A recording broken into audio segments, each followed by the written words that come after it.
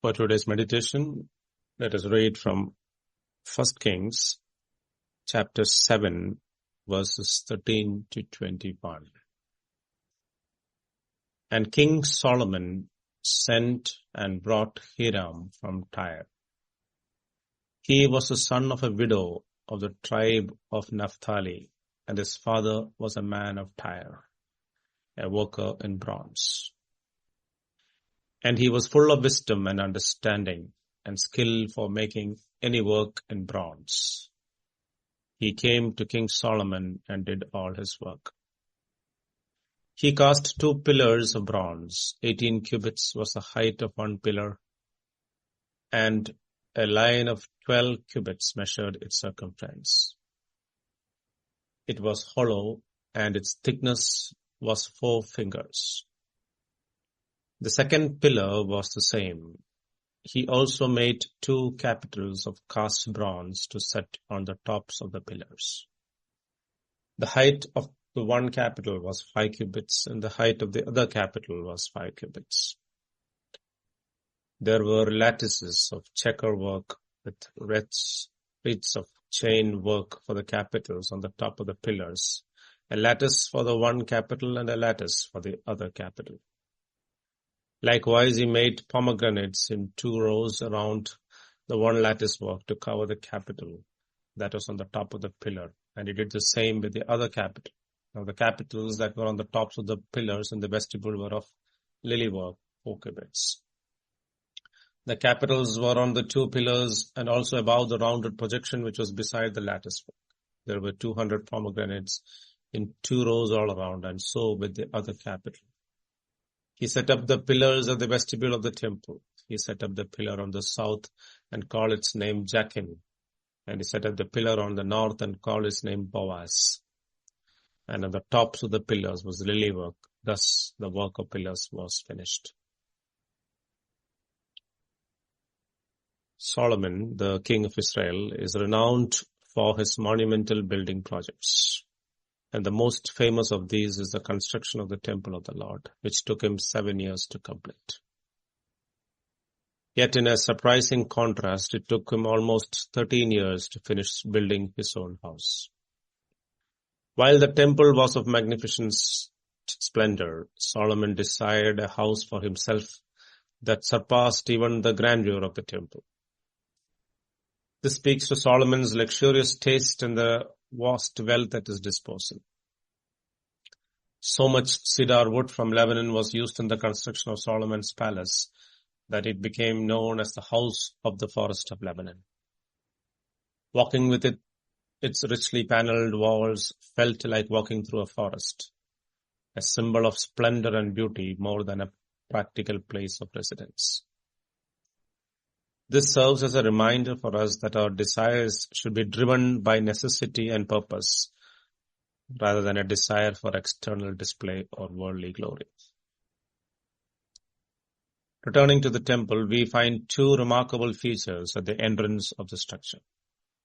The bronze pillars, Jachin and Boaz. These pillars stood prominently in the portico, welcoming anyone who approached the temple. Solomon commissioned the most skilled bronze artisan of the time to undertake the creation of these pillars. And the Bible notes that this man was full of wisdom, understanding, and skill for all kinds of work in bronze. Jachin and Boaz, towering at approximately 35 feet tall with a circumference of about 18 feet, were a magnificent sight to behold. They were not only architectural marvels, but also carried deep symbolic significance. The materials used for the pillars had an interesting origin. In 1 Chronicles chapter 18 verse 8 says that the brass for Jachin and Boaz came from King David's spoils of war, specifically from the conquest of the king of Soba. The very metal of these pillars was a symbol of victory and conquest, transformed into something that glorified God. Each of the pillars was given a name, underscoring their importance. The pillar on the south side was called Jachin, which means he will establish.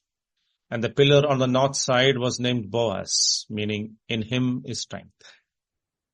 Together, these two names encapsulated the testimony of the nation of Israel and its relationship with God.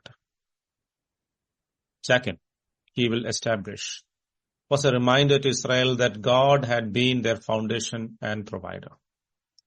When Jacob's family first went to Egypt during the time of famine, they were a small clan of just 70 people.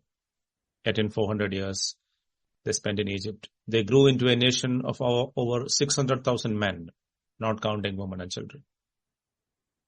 Despite being enslaved, God prospered them, demonstrating that it was He who had established their future. Later, when they entered the promised land, they encountered mighty nations and giant warriors. But it was God who established them in that land, just as He had promised. In Hosea chapter 2 verse 23, God says, I will establish my people in the land and make them prosper. In the words of prophet Amos, God declares, I will plant them on their land, and they shall never again be uprooted out of the land that I have given them. These verses express God's unwavering commitment to establish His people, and the pillar Jachin symbolized this promise. Boaz, on the other hand, signified that Israel's strength came from the Lord. It was not their military power, their wealth or resources that gave them victory. Their strength was found in God alone. David, the great warrior king, knew this truth deeply and expressed it in Psalms 27. The Lord is my light and my salvation. Whom shall I fear? The Lord is the stronghold of my life. Of whom shall I be afraid?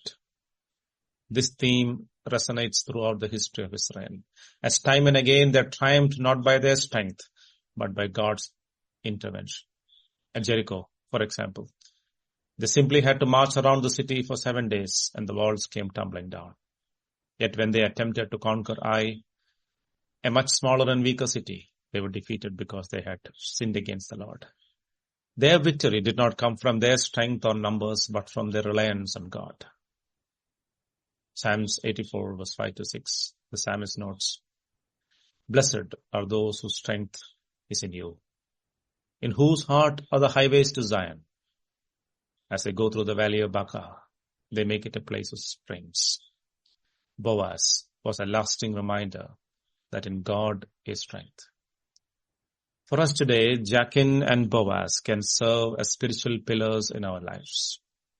Jachin reminds us that it is God who establishes our steps, our plans, our futures. It is by His providence and grace that we are sustained and given a promise. Boaz reminds us that our strength comes from God, not for ourselves. We are not called to rely on our own abilities and resources or wisdom, but on His power. As Paul so powerfully says in Philippians 4:13, I can do all things through Christ who strengthens me. These two pillars at the entrance of Solomon's temple are more than just historical artifacts. They are enduring symbols of our relationship with God. He establishes, and in Him is strength. Let us look to God as the one who secures our foundation and gives us the strength to walk in His purposes. As we go through the trials and battles of life, let us remember the words of David. My flesh and my heart may fail, but God is the strength of my heart and my portion forever. May we live with the knowledge that in Christ we are established and in Christ we find our strength. God bless.